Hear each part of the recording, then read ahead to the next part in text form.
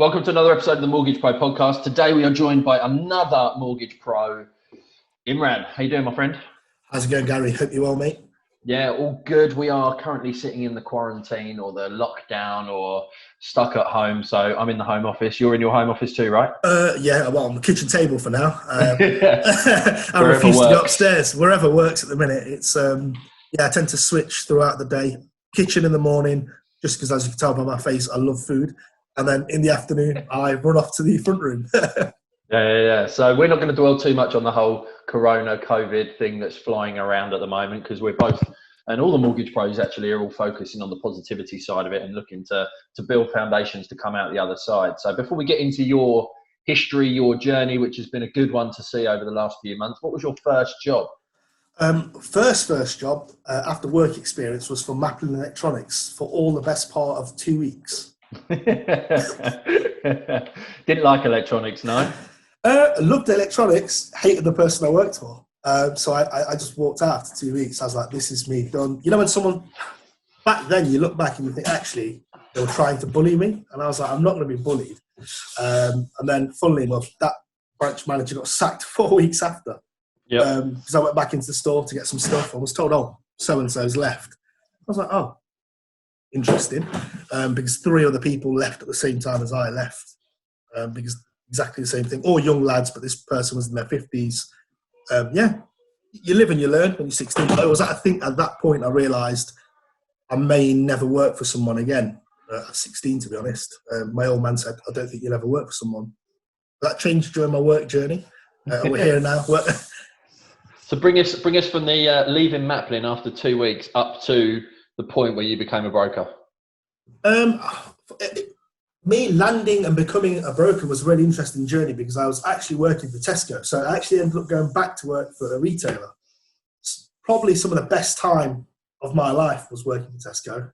Loads of fun, met great people. You know, I was at uni at the time, did my postgrad, and then I spoke to my old boss, bless him, who's now passed away, and he said, actually, I think you'd be really good helping people, but maybe in the mortgage industry. And I thought, well, why not? You know, let's give it a go. And went from there, applied for a job with Hart Estate Agents, which was just mortgages, trainee scheme. I still speak to my old manager from there, bless him, Darren. I hope he's keeping well. And just got talking. It was a trainee role where they paid for your CMAPs. We spoke on the phone, and his question was, when can you get in? I had a cheeky response, as I'm a cheeky chap. I said, look, the suit's ready, the shirt just needs pressing, I can come down anytime you like. And it was at that point, went in for an interview, started with Hart, enjoyed it, it was good. I was in the Nottingham city centre office for about 2.5 years, moved one location, then I ended up setting up on my own, properly trading under my own business, January 2017. So, and have a look back since, to be honest. It was for me, it was natural. It was either stick to broking or go be a BDM, funnily enough, because it looks like a fun role. And I still bump into some of those old BDMs who I asked, oh, look, any jobs going? Because when you do work for a large corporate, it does come to a point where you either stay and go down the management route, or you leave and either work for another brokerage, or if you're good, I believe you set up on your own. And I just decided, look, I don't really want to be managing anyone, don't really want to be working under anyone, self-employed. Let's go set up Harmony Financial Services, and we're here today. That's 3 years at the time we're recording this, right? That's correct, yeah. Yeah, so take yourself back to when you first decided and you were going through that decision. How did you decide that was the right time for you to go self-employed? Did you have money in the bank? How did you come to that decision? I sort of sat back and I found working for Just Mortgages at the time, it was great fun. I loved the branch I worked in, the Nottingham City Centre branch. Anyone who works at Hart or Just Mortgages knows, let's be honest, it's the branch you want to be in. You have the most fun, you can see the most clients there. But for me, it got to a point where you're always expected to give more. There is no actual, I found, no matter what anyone says, there's no work-life balance. When you work for a corporate, you've got to work every Saturday, as you know. And that does change over time. They may have changed, but from my experience, it came to a point where I sat back and thought, actually, where do I go from here? Because all you can really do is bank a load of money for the business, go again, bank more, bank more. It's where's the growth? Because unless you go into management, then you step away from broking, or you go self-employed. And for me, it was like, I want my own business away from anything to do with my current employer. So I ended up setting up the business as an AR of Stonebridge, who've been great. It's leave me to my own devices to run my business the way I see fit. Nice. And that decision of going self-employed then, was there any kind of, how scared were you about making that jump? Initially, squeaky bum time, like the old Alex Ferguson saying. I was like, right, am I making the right decision? Because it was about August time. August 31st, 2016 is when I left Heart, Just Mortgages. And I was a bit worried. I was like, oh, because you hear from some people, oh, you won't get leads, this, that, the other. But then I realized, actually, why won't I get leads? That was my attitude. It became hard-headed but confident, because sometimes I think there's a borderline between arrogance and confidence. And I just think I'm confident. I was a bit shy, as you'll know, getting in front of the camera. But I just think, actually, why not? I know I'm good at what I do. My clients know I'm good at what I do. Why not go for my own? Because for me, it was like, right, I've set myself 5 years. If I'm still here at year 5, we're going to be fine. Because every other business owner I've spoken to have gone through the journey, and they've always said, if you can see through, some say 2 years, but that's when the market's really good. But they go, if you can see through 5 years and you're self-sufficient, you'll be fine. And that's how we've met when I spoke to you about becoming self-sufficient, not relying on introducers, and just being the broker that everyone wants to speak to in Nottingham. Nice. We're on our way. And how did you get your leads when you first went self-employed then in 2017? In all honesty, referrals, friends, family. I dabbled with trying to work with 1 or 2 estate agents, but then I realised actually long-term, estate agents don't really understand our role, and it's different now to what it was in 2008. Gone are the days of a client coughing and sneezing and then getting a mortgage just because it walked past the branch. I still have that argument with my dad. He assumes, oh, no, you've got a deposit, you should get a mortgage. I'm like, no, it's all about what you earn, what you spend, overall credit rating. And I still think some estate agents, not all, I've met some great ones who actually put the client's outcome at the forefront of what they do. I'll always be looking out to work with them, and collaborate with estate agents, letting agents that are always about putting the client first. Others may not, and I don't really have the patience for it. I'm like, well, I'm not really bothered about what the agent wants. It's what does that client need? Because they're the most important person to me in the process, and that tends to get watered down when you work for a corporate. That I found, and I speak to colleagues who still work for corporates or friends who still work for corporates, and they're like, look, for us, it's bums on seats, in and out, and off they go. I mean, I'm available to my clients any time of the day. And they all get my personal mobile number as well, because the way I see it, they're a client, they're not a customer. And for me, it's a major difference, because a customer is what you had in retail. Because coming from that world, it was like, right, you get the bread and milk, you stick it in a bag and they've gone. But a client is someone that you're probably going to deal with for the next 30 years. A lot of my clients end up becoming mates. I mean, one's just sending me memes about Liverpool not winning the league title. He's a United fan, so I can live with that. But no, I mean, for me, referrals is a big thing. A lot of my clients, interestingly enough, are women. It's because you're such a handsome fella. I think it's the chubby cheeks and I like chocolate cake. That might help. But I've asked actually some of my female clients, I said, look, how comes you use me? And they go, look, you were brutally honest from the moment we met.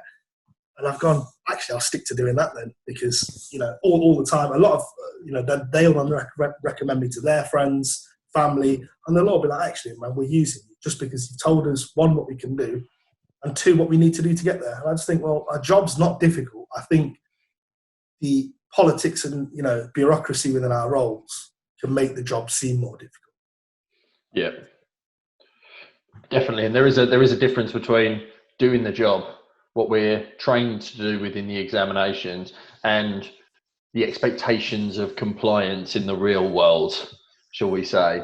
Compliance is a necessary evil at the end of the day, but it's got to be done in a way that's decent for the client and a good experience for the client, which obviously managed well.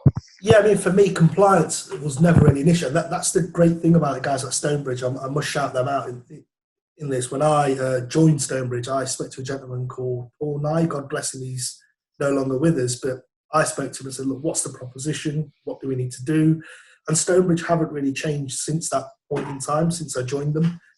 If I've ever got a question or a query, I will pretty much pick up the phone, speak to compliance girls and say, right, what do we need to do? So how did you actually choose your network then? How did you come to Stonebridge being the right one? Interestingly enough, when I knew I was going to break off and go on my own, because Just Mortgages at the time were with Legal & General's old network proposition. Yeah. And then they moved over to Open Work. And it was at that Sean point. Almond's there, right? Yeah, no, they're with HLP, I think. That's HLP or MSN, one of the two I think Sean Almond's with. But okay. Legal & General used to have their own network, which MAB and Stonebridge have sort of formed out of, from what I gather. But I spoke to pretty much every network, but I had friends and former colleagues who had gone to Stonebridge and they loved it. And then I spoke to a gentleman called Gary from Which Network, your namesake. And It's a good name. Not many of us around anymore. But the conversation I had with pretty much everyone, every network, was what type of business do they like, what type of business don't they like. Because I tend to help a lot of clients with bad credit. So I found Stonebridge have got the lender proposition to allow me to do that. Nice. And I thought, well, why not? I was quite familiar with the Legal & General Mortgage Club already, so I already knew what their process would be in the sense of lender access. And it was really an easy decision. But it was really funny how I actually got in touch with them. I had to hop onto LinkedIn and connect with a chap called Paul Brogan from Scotland. All places, he was in Scotland. Messaged him, said, look, I'm interested in joining. Who do I need to speak to? And then it went from Scotland down to someone in their head office, and we went from there. But yeah, for me, I found it's a great place to be for my business. It was just really speaking to about 10 different networks, looking at their propositions and going, they're the right ones. Yeah, I think it's just good information for people. We see it in the free group all the time, don't we? At the end of the day, the number of people who are saying, I want to change network, I want to go DA, which one's the right one? You know, you've got to look at the social media, you've got to look at the business that you're writing, you've got to look at the support you're going to get. And I think the percentage comes after all of that, because at the end of the day, if someone can help you to write an extra 50 grand, then who cares if you're getting 5% less? Yeah. That's the bottom line. I think what tends to happen is, as brokers, we go from employed, and if we're going from employed to self-employed, we tend to focus on this percentage thing a bit too much. Yeah. And a lot of people are, oh, no, but, you know, they're taking 20% or they're taking 30%, or I'm on a 50-50. But then I'll always flip it back to, especially friends who are maybe working under a brokerage, I'll go, right, are you getting leads? Yeah. Are you having to do anything for those leads? No, the company generates them. I guess, what are you moaning about then? Exactly. Have you got admin support? How are your systems? What's your processes like? What support do you get? Who's on the phone to you? How often are they speaking to you? It's all worth a percentage. Yeah.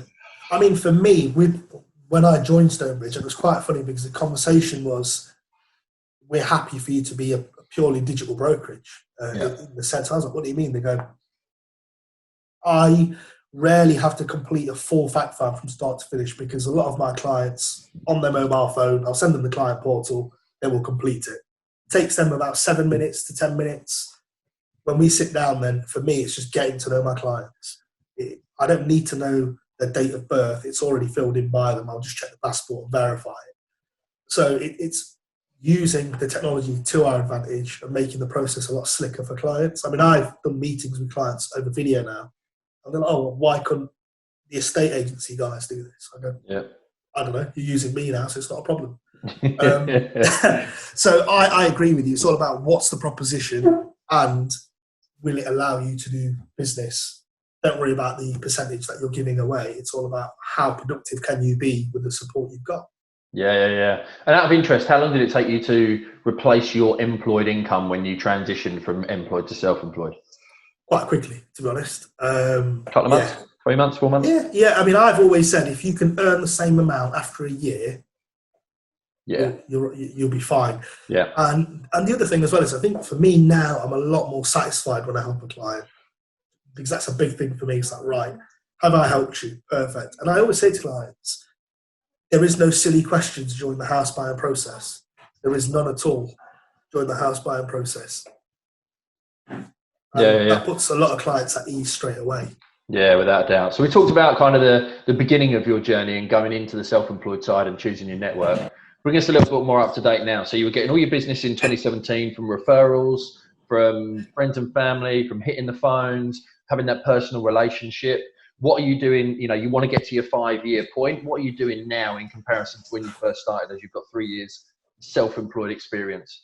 The big thing for me was my undergrad was in digital video, and I'd seen some of your videos, and I thought, oh, I don't really want my fat face in front of a camera. that was me. That was just me being vain and thinking, oh God, people won't like my chubby cheeks on camera. Then actually, a client of mine who's a videographer went, boy, fat boy, get in front of a camera, because you are a little bit funny if you like to be, but actually you've got a lot of useful info. And I can talk for England, so apologies folks listening to the podcast. But it's more, I'd rather give everyone as much information as they need and as I can, so they can then make an informed decision about, okay, what we're doing is the right thing.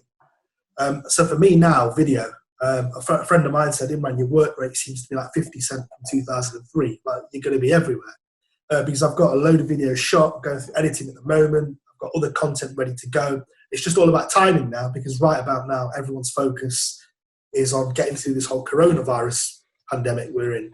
So I'm thinking, well, do I just unleash an information overload everyone with stuff that isn't probably at the forefront of their minds at the moment, or just sit on it and then slowly release it? Yeah. Because I can get excited and just throw it all out in one go, and no one ever sees it. Yeah, definitely strategy is the plan. You know, when I first started doing it in 2017 and talking to Thomas Honor as well, that consistency of just one video a week works really well. And then you have your posts and your images and everything on top of that. So like you say, right time. Now it might not be now, but then as soon as you start, consistency is the key. So how did you get over your fears of the video side of it with those chubby cheeks that you have? You're saying it, mate. I'm just having the banter. Yeah, no, it's fine. That was being self-conscious, because like here right now, I'm sat in front of you with a t-shirt on video on a podcast. When I worked for Hart, it'd be a 3-piece suit. I love a 3-piece suit. Anyone that knows me would be like, Imran, 3-piece suit. But some of my clients that don't care, they're like, Imran, we're not bothered about the 3-piece suit, mate. We just want to use you because you've done our friend's mortgage.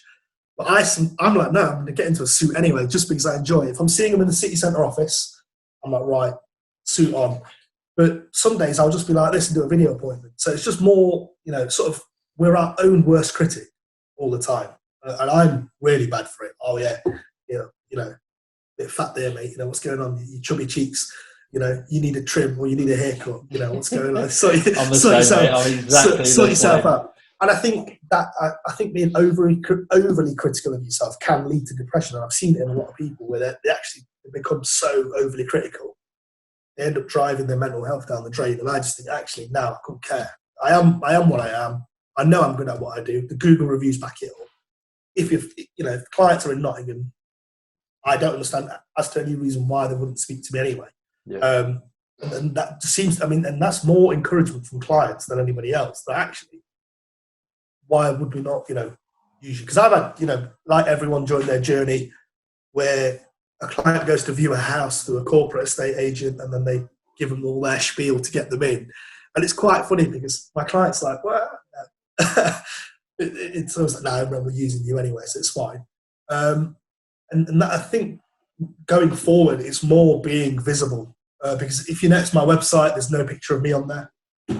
I was very much, I'll build a brand, and then people will come to the brand. But actually, more and more now, it's actually people who use me for me. Yeah. Brand's sort of secondary now. So yeah, don't worry, folks. My chubby cheeks will be everywhere soon.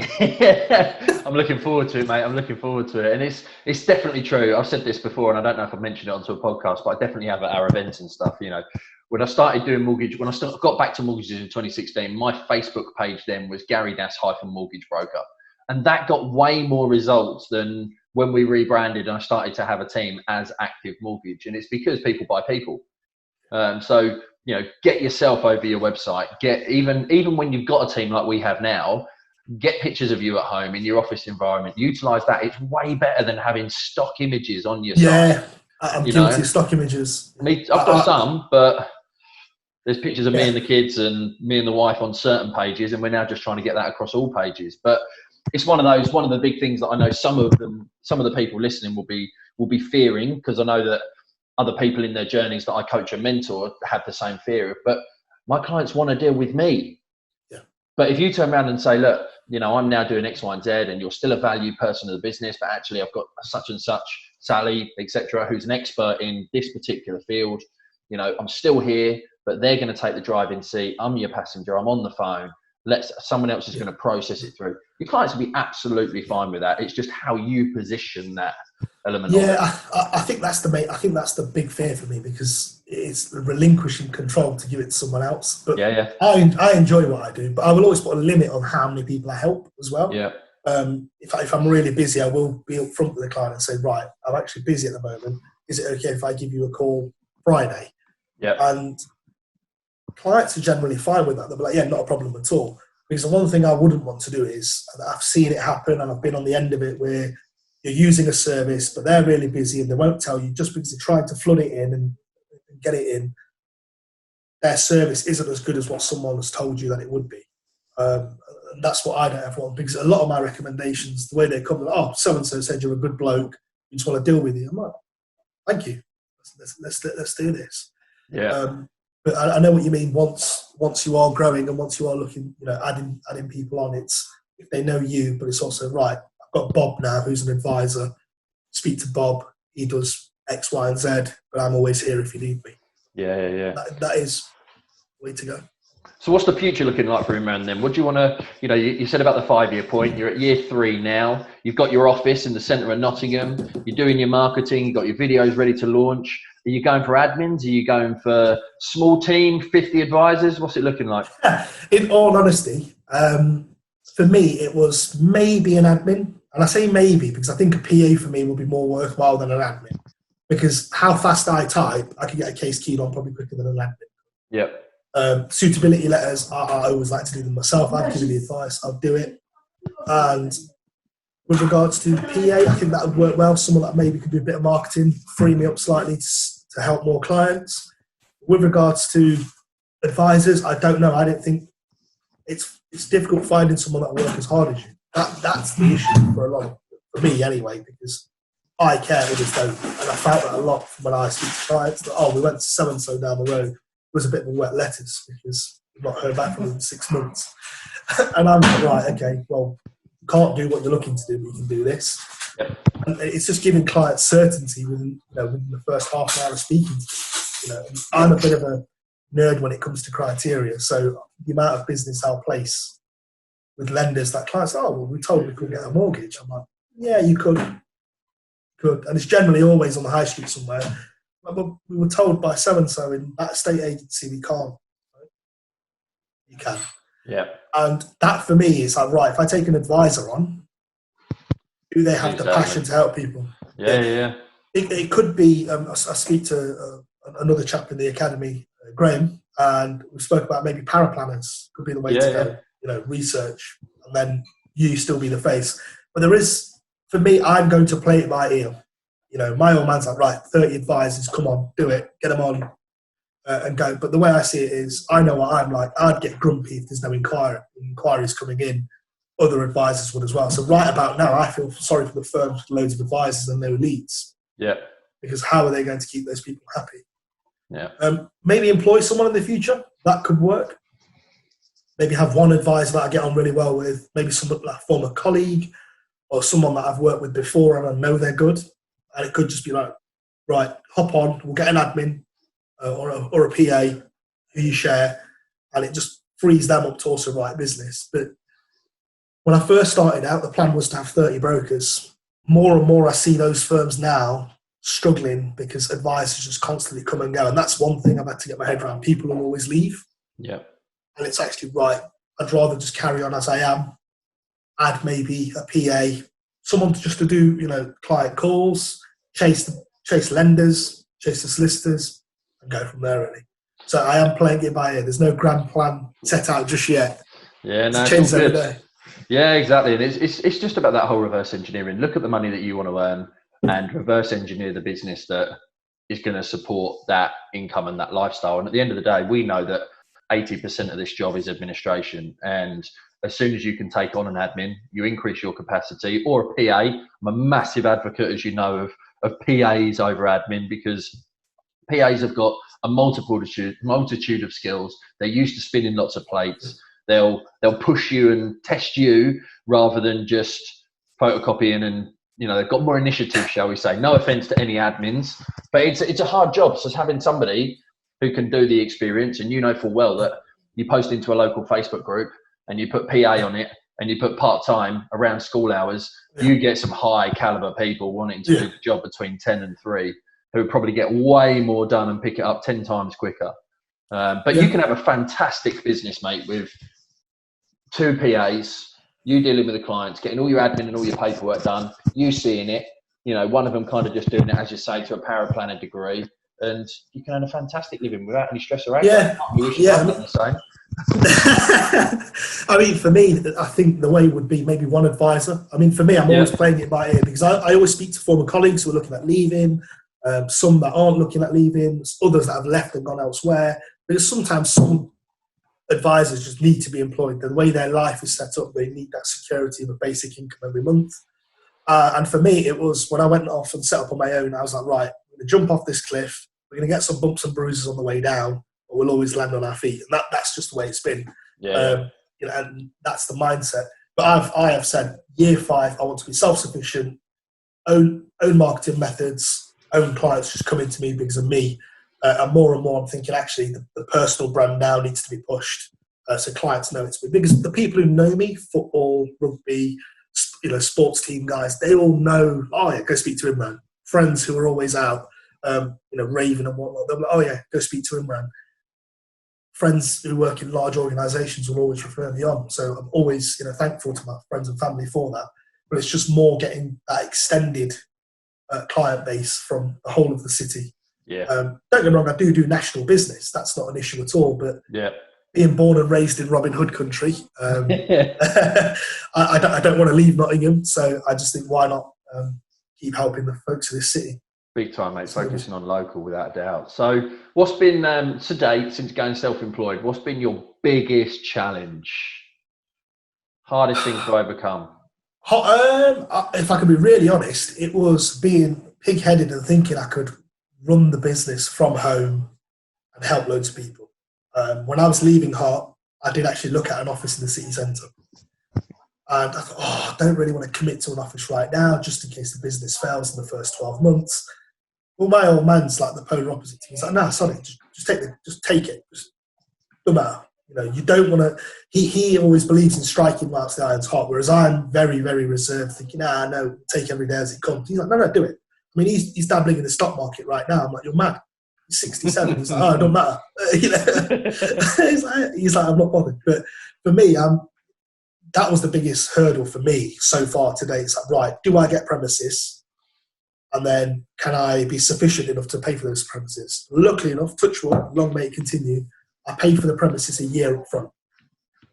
So this whole downturn that we're facing at the moment isn't really affecting me. I might ask for some months rent free going forward. Might not happen, but I thought if I could pay the year up front for an office, no matter what, I'm there for a year minimum. And if it works, it works.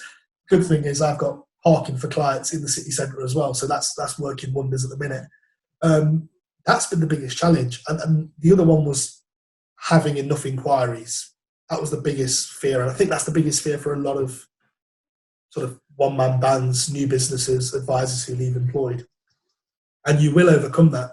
And I say that to everyone. If you're thinking about going self-employed and you're a bit unsure, pick up the phone. I'm always happy to help other advisors. As long as you don't moan, I'm happy to help. How did you overcome that fear? Confidence, self-confidence more than anything else, to be honest. Because like I mentioned before, we can be our biggest critics ourselves. And for me, it was like clients saying, Imran, you're brilliant. Oh, Imran, thank you very much. I was thinking, I can do this. I can do this. And it's just more giving that, getting that little kick up the backside and saying, right, actually, you can do this. Don't be fearful. Because I don't ever want to treat anyone badly. So I'm always like, take every day as it comes. and go from there. But actually, I thought, no, let's just do this. Let's get some office space and let's just go. Let's just do it. Yeah. Self-confidence was the biggest thing because I always doubt my ability sometimes. But then I actually think, no need now. I know I'm good. And let's just carry on. Yes, mate, that's the one. So what's been your biggest win and biggest achievement outside of getting the self-confidence and knowing how good you are? Just the biggest win, being in the city centre and just clients. My first ever client I did a mortgage for actually seen me walk into my office. She goes to the church up the road from the office and she goes, Imran? I was like, who's he shouting me? She goes, oh, you did my mortgage 5 years? Like, 5 years? 2014. Yeah, I did her mortgage. She's like, oh, where are you based? I was like, here. And she goes, that's fine. And she sent me three of her friends to do their mortgages already. Because, like I mentioned, if you don't market yourself right, and again, I'm always shy of putting my face out there. It was more, now my face is out there. People are actually still doing the job. You did our mortgage years ago. And people will find you, or they'll go, actually, he's still doing that job. Let's recommend him. I mean, some of my friends didn't even realise I was a mortgage broker until I did a video on my Facebook. Oh, is that what you do? I was like, yeah. Big time. So what's been your biggest lesson over that time, outside of something you've already mentioned? Biggest lesson, don't doubt yourself. That's the biggest one for me. Don't doubt myself. Because actually my abilities far exceed what I think they are. Because sometimes I put a limit on actually what I can do. Especially when I go to the gym, I think, oh, I can't press those 50s, let's just go for the 40s. And then I'll bump into some like natural bodybuilders in there. They're like, no, mate, you're going to pick those up, you're going to do it. And I now carry that into business. I'm actually good at what I do. Let's just do this. I mean, for me, the biggest one is when 7 different brokers ring you to figure out, oh, right, where do we place this case? And I'm like, oh, go X, Y, Z. So they're thinking, hold on a minute. Now the attitude is just send me the client's name and number, I'll deal with it. In a jokingly manner, because a lot of these guys are friends. But I just think, actually, I know what I'm doing. So just be more confident in that. Yeah. So you've clearly got a lot of confidence now, or you've realised your confidence around the broker inside, the confidence, the lessons, the other brokers reaching out to you. What about from the business perspective? You know, you said right at the very beginning about going self-employed. How have you improved business knowledge and keep yourself up to speed and all of that? What CPD do you do? The biggest one now is staying, with regards to business, is speaking to the business owners, learning from their mistakes. I regularly hassle my accountant. What I also do is I speak to other business owners outside of the mortgage industry because I found that's a big one, because all businesses face challenges, but just at different periods. I mean, at the moment, the food businesses and retailers are thriving, but they weren't thriving not so long ago. They were all moaning about it being a quiet Christmas, sales being down, profits being down. And it's how do they overcome that? Because I've got a few of my dad's mates run quite large retailers, independent retailers, and I'll speak to them like, what's the downfall? What don't you do? You know, what's the pitfall? The biggest probably piece of advice I had was, if you can't afford it, don't buy it. Quite simple. Because we've both seen people who go out, buy a car on PCP. Those guys will be panicking now if they're not writing any business. So that was the biggest lesson I've had from even my accountant. His son runs a successful opticians, and he was like, look, this is what he did. These are the mistakes he made. And the biggest one is overcommitment financially. It's not doing that, not spunking your money on stuff that you don't really need, but you just think, oh, it's a good thing to have in the office, you know, just for vanity. So it's just avoiding stuff like that and running a lean business over being a flashy git. Yeah. He says with his bright red earphones on. They're the only ones that work on the laptop. And I know you and I share similar views in and around broker fees. Oh, love it. Share some fee knowledge. If I can be really honest with you, and this is something a good mate of mine, Lewis Shaw, will attest to. When I was leaving Hart, I said, that's it, I'm going to run the biggest fee-free brokerage in the world. And then I sat back and thought, nah, clients won't value you. That's the biggest thing I found. When I started my initial fee, it was $495 anyway, but I was trying to, reduce the fee, charge less, this, that, and the client said to me, my fee was too low. I was like, what do you mean? He goes, your fee's too low. And this is a client from my city. And I thought, it'll be difficult. I just think a fee adds a bit of professionalism to our industry. And right about now, I know a few guys who don't have a business now because they've been fee free. And all of a sudden, they've grown when the market's really, really, really good. Gone as soon as there's a dip. And that always happens. We both know that. I firmly believe if you're good at what you do, always charge a fee. If you ever hear from a client, I've only ever had it once where a client goes, oh, someone will do it for less. And it always resonates, but people will always pay more. And I firmly believe if you offer a great service, people pay for it. Yeah. Yeah, charge fees, guys. That's what I say. Yeah, no, I'm a big fan of that as well. And I just think it's, if you don't charge a fee, then the people who you get referred to don't value it as much. They're more interested. They're not as interested as using you, and they'll almost leave you in 2 years' time for some other broker or something along those kind of lines, or someone will save them £1 on their life insurance and they'll disappear for that and you'll get clawback. And quite interesting. I don't know if you see my rant yesterday on Instagram, just a little text post I put up about clients not listening to their advisors. Yeah. And it's more because I spoke to a client who had speaking to someone else, spoke to them. I said, look, just to let you know, lenders are pulling deals left, right, centre. This was a client that thinks, no, comparison website's right. And I'd not heard from them in ages. Products have been pulled since then, multiple times. And this client's not actually in a position yet to buy, but they're a client that's looking, and they are a client of mine. But I've said to them, look, we're here to give you the advice. Don't worry about what a comparison website says. A lender will lend to your circumstances. So that's the other thing I found. By being professional, charging a fee, you're not a comparison website. You're giving advice. It's your name on that application for giving that advice. If anything goes wrong, your head's on that chopping block. That's just my attitude on it. But it's changed. It's changed a lot though, considering I was someone that wanted to start out charging no fees and get to 50 brokers and be a big fee-free brokerage, and then actually realizing when you're a small business and you don't charge a fee, you get a lot of time wasters. Mm-hmm. And I get that info from electricians, painters, decorators, builders who again are clients, and they'll say, look, we go in for a free quote and there is no guarantee we'll get the job. Some gasmen now charge on a call out, and they'll be like, look, it's 80 quid for us to come out. Yep. Then they take that off the actual job on the final bill. But the client knows they're going to pay 80 quid, this person to come out, they don't waste their time. So, yeah. Exactly the same. And I've had injuries, through my fitness and my weightlifting and all that. And if I go and see my osteopath, my physio, my chiropractor, whatever it is, no matter how long it's been since I've seen them, or if I'm seeing them for the first time, it's £60 for your first one because they've got to do an assessment of your body and everything. Doesn't mean I'm going to go for the second appointment, but time is money in essence. And I think it's business sense as much as we want to help people, as much as there's loads of people who want to buy houses. We want to help every first time buyer, every person with bad credit, every investor.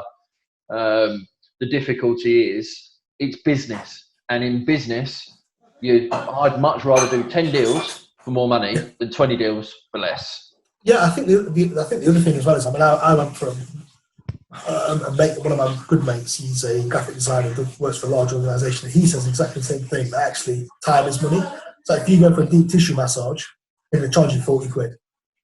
That's before they've even done anything. A chiropractor will charge you. But then what's quite funny though is for me, when clients don't want to pay a fee, it's very much, well actually then how do you expect those small businesses to survive when the market, the whole sort of economy goes down and the business gets tough? So I find, I try not to be a hypocrite because I'll do a lot of my shopping with local independents as well. So I'll be like, right, I'll happily pay a pence more for an item as long as it's a local business. And I just think if you support your local businesses, they'll be around for a lot longer. I mean, we both know my former employer, Hart, just laid off over 500 people. Yeah.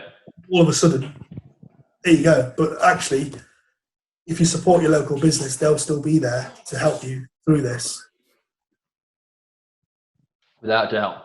So 2 final points then as we're coming to a close on this. Thanks very much indeed as well, mate. I've enjoyed it. It's been a good, worthwhile chat. What's kind of your one major piece of advice for any mortgage broker out there, no matter where they are in their journey, outside of, charging fees or, probably the main one is the fee one because we've just finished discussing it. What's your biggest piece? I think the fee thing's very much how long's a piece of string. I just think, because I do a lot of adverse mortgages, quite a bit of contractor mortgages, and stuff that's never vanilla. It's difficult to do that type of business and remain a business without charging a fee. But the fee debate is how long is a piece of string, quite simply, because everyone thinks they're right. There's another saying I was around opinions. Everyone's got one, but they've also got something else. I'd rather not. It's a family podcast. I mean, for me, anyone that's a broker at the moment, I'd say remain positive, because the negative thoughts can creep in very, very quickly. When you're self-employed, I'm speaking to guys who are in the building industry at the minute, and they're like, "Look, mate, we're getting depressed because our employers or the job we're working on, they're worried about COVID-19, the whole coronavirus situation." So it's very much, find something to occupy your time with that's business related, whether that's marketing, whether that's reading a book or learning how to do a landing page or learning how to set up a email campaign. Yeah. Learn something that once this issue that we're facing at the moment, as everyone in the country is over, you're ready to go. Yeah, and that's definitely it. Improving your knowledge, learning, surrounding yourself with like-minded people, like you said, other business owners, talking to your accountant, getting yourselves in an environment where it is positive, because that positivity feeds down to you and allows you to get rid of that negativity. I mean, I'm always a firm believer in ideas are pointless. What's the solution? Yeah. Especially during these type of times. I'll speak to some brokers who are really negative, and they'll be like moaning, and I'll be like, right, actually, what's the solution? Yeah. You're moaning, but what's your actual solution? And they're like, nothing. So I'm like, what are you moaning about then? Yeah. Because if you've not got a solution at the end of that rant, forget about it. You're just then ranting for ranting's sake, and you're not doing anyone else any favours, because you're just dragging the other person down that you're speaking to as well. And that was the biggest challenge for a lot of advisors. Actually, we'll do this, we'll do that, but actually, what's the solution? You can, if an advisor's not speaking to any clients at the moment, the thing they need to do is pick up the phone, speak to their friends, family, and just say, look, do you know anyone that I could potentially speak to? Simple solution. I'm a big believer in there's an idea, but what's the solution to implement that idea? Love it, my man. Solutions are definitely the win for sure. There is no problem, there's only solutions. And final thought then, thank you very much indeed for your time today. Pleasure. This is the Mortgage Pro podcast. What does pro mean to you, my friend? Pro, I am pro, mate. So it's it means Imran. There you are. No, I mean, for me, it's bang on. It just means me, mate. I am a professional at what I do, so it's be pro. See, the confidence is using, mate. Be the best that you can ultimately be is the thing. Then, and hold yourself to a higher standard as well, especially when you run your own business. Yeah, you can always do better. You can't always keep everyone happy. It's a big thing, but always do the best you can and try and exceed that all the time. Is the way I believe, and that's taken me a long time to get that into my mindset of actually keep pushing, because I know the market can dip, go up and down. Everyone's happy and hunky-dory when the market's going well. It's actually, can you remain positive when it isn't? And that's a big mindset thing for me as well. Yeah. Nice one, mate. Really appreciate it. That's a lovely thing to end on. Thank you very much indeed for your time, mate. Pleasure. I'm looking forward to seeing your journey over the next few months. Thanks very much indeed. Pleasure, mate. Take care. Cheers, take it easy. Take care. Cheers, mate.